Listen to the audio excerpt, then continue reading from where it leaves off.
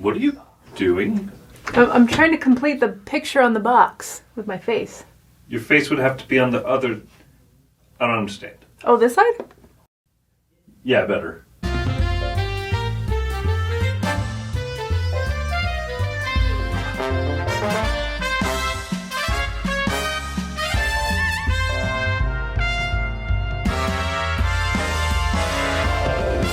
Hello and welcome out to the Dice Tower. I'm Wendy Yi. I'm Chris Yi. And today we're going to be reviewing Catherine, the Cities of Tsarina.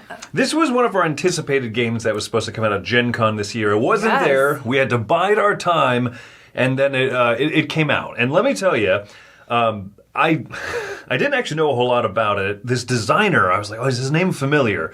He's the same designer as Ramba Zamba, a game that I pretty thoroughly thrashed.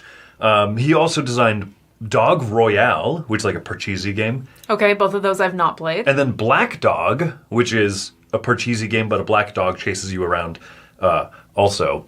That explains all the dogs in this. Now I understand. Yeah, there's no dogs in this. None at all. So it's weird. He's made a bunch of like what seem like family, kind of almost like silly party games and stuff. And then you have this very dry looking cover here. And something about it really enticed me. It looks very mysterious. Right, so what I'm going to do is I'm going to show you how the game plays, then we'll give you our thoughts. Here's a setup for a game of Catherine Cities of the Tsarina. Players are going to have a hand of starting cards that they will use to determine their actions here, as well as they're going to be dealt an objective card. If they collect these types of resources over the course of the game, they'll earn bonus points at the end for that. The corner of the board has a useful player aid, which shows how the game is going to be played over 3 rounds. Each round will consist of 4 turns for action, in which players will draw 2 cards, play 2 of them out, activate and reveal them, and then continue this process. Once 4 activations have occurred, you'll do the end of round scoring following these steps over here. At the start of the game, players have 3 face-up cards in the top row, which is called their activation row. They'll be playing cards to the top and to the bottom row. Simultaneously, they'll draw 2 cards, and then they will play cards from their hand. 1 to the action row on the top, and 1 to the activation row on the bottom. Once all players have done this, they'll simultaneously reveal and carry out actions accordingly. If you play cards that match underneath the action row here, then you can activate this card. Players will then take the next turn, draw up 2 cards, and continue to play cards 1 to the activation and 1 to the action row, revealing and continuing to do this 4 times before the end of a round. Cards will award you different benefits, as mentioned, building in cities, but also players can earn cards, draw cards by having different symbols revealed at the top, cannons, the different types of resources, and maybe even books to earn various bonuses, moving up tracks, drawing more cards.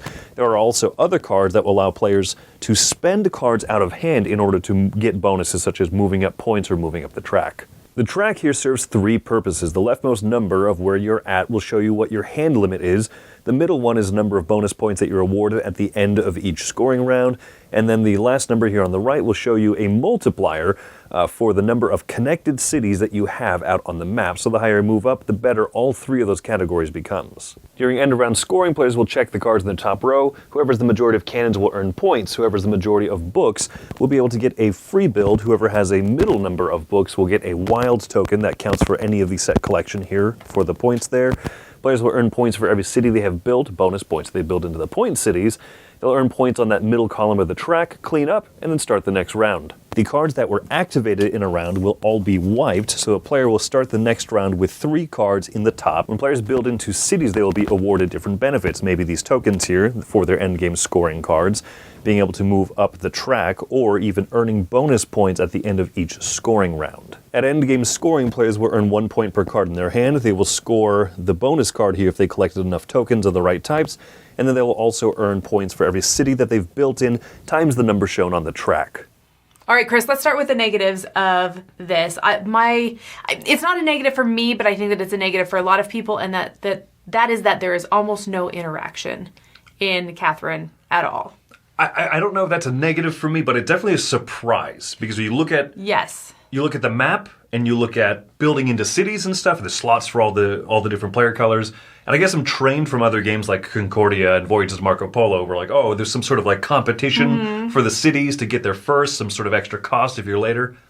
None at all. It almost makes me wonder why there's a map in general, why it wasn't just like set collection. Like, hey, you collect blue buildings and whatever other colors there are on the map. I mean, I don't mind the map because of the end game connection scoring and stuff. But yeah, it definitely gives an odd feel. It's a surprise. And it might not be a negative for you, or it might be a deal breaker to say, why would I play this game for half hour, 40 minutes and not care at all what my opponents are doing? Now, I do feel like in a 2-player game, I'm more likely to look at your cannons or look at your books and say, hey, this round it is worth for me to play this 2-book card because that's going to hop me 1 ahead of Chris as long as he doesn't play one. And he probably won't because he's already ahead. I like that in a 2-player game, that there's a little bit more of that. When I played with 4, I didn't even bother looking at what anybody else was doing. It just didn't feel worth it. You sort of can, but like, I would basically do it near the end of a round. I would look around the table for the first time and say, am I even close? No? Okay. Whatever. I'll build more cities instead of try and chase books. Yeah. So yeah, no player interaction, no negative, but also almost none whatsoever. Mm-hmm. My other complaint about this, and this one is a legit complaint for me, is you see the size of this box and you see what's going on here, and this is egregious to me. Just a lot of air. This is like almost as bad as Splendor was. There's like nothing in this box. This should be a small size box, like in that Lookout 2-player line, the Cosmos 2-player line of games. This should be a smaller box. Interesting. I mean, I assume that they did the bigger box just so that it could have shelf presence. I assume so, but it almost hurts it for me because this game is really light and really quick moving. I think we can play it regularly, the two of us, in under half an hour. 4-player games, not much longer than that because it's mostly simultaneous, and then you do the end-of-round scoring and whatnot. But it looks like a heavier Euro. It looks like there should be more to it. Now, once again, is that a negative? Well, it's more of a negative of expectations. Because I really like the game that is in there. I just think that the board is too big, the box is too big, and I think that kind of also will drive the price up a little bit when this could have been a smaller, more easy-to-table kind of game. Yeah. I mean, the board looks silly how big it is. The scoring, the victory point pieces are like this big. They look like toys. I think that's my biggest issue with it, is that the board looks silly. It looks almost like a children's game, like My First Euro is what it looks like. It looks like someone was like, oh, this doesn't quite fit table presence. Let me stretch the graphics out on my computer. It looks legitimately like stretched out. Yes. So I do agree that the board should have been smaller, and if the board was smaller, you could fit it in a smaller box. I'm fine with the size of the box itself. Sure, yeah. But I do agree that the pieces just look too big. And it's super ugly. I'm kind of done complaining now. People might say these are petty complaints. They're not petty.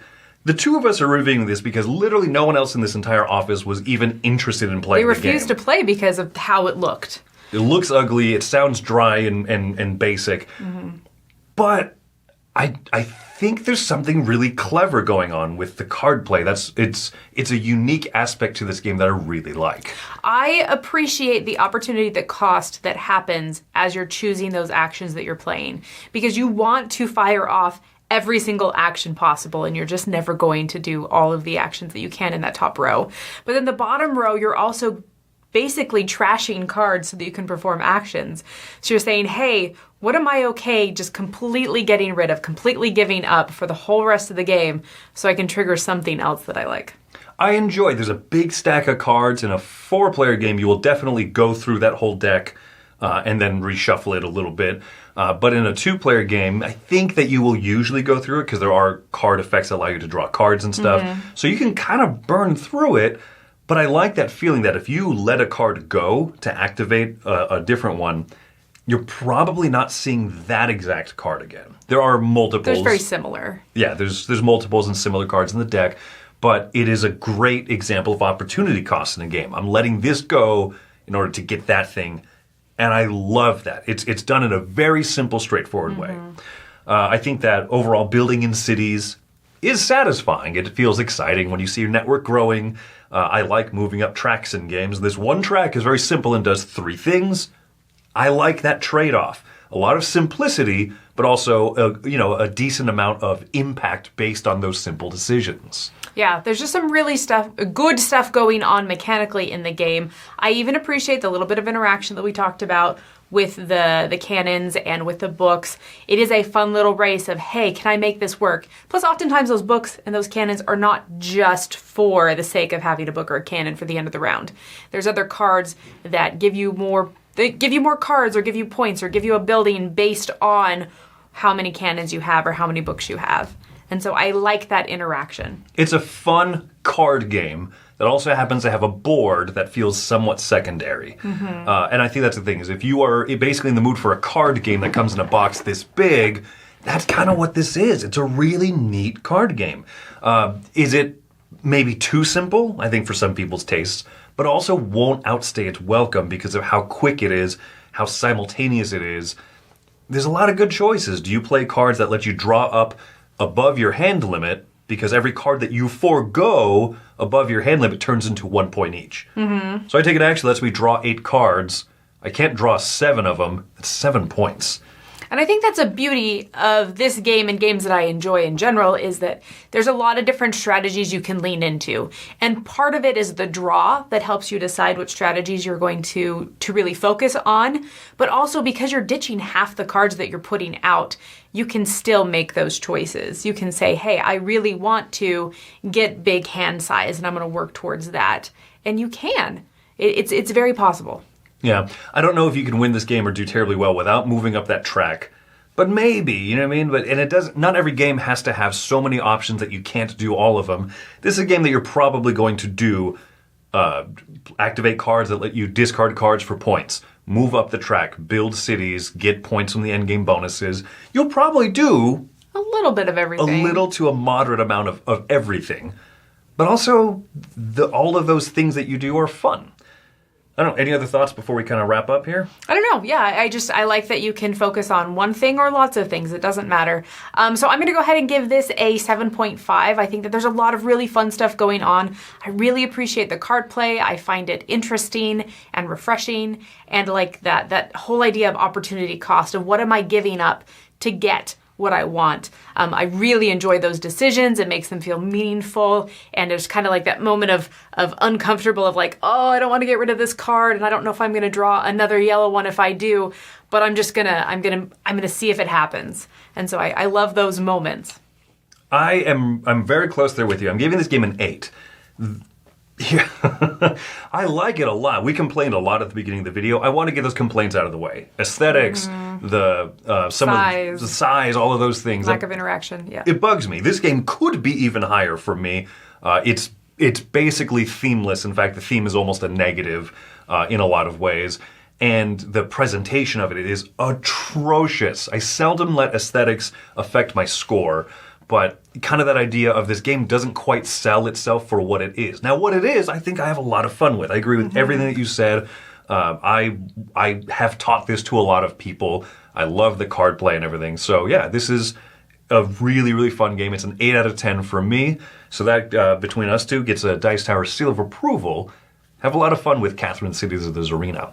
Well, thanks so much for joining us today here at the Dice Tower. I'm Wendy Yi. I'm Chris Yi. And have fun with cards.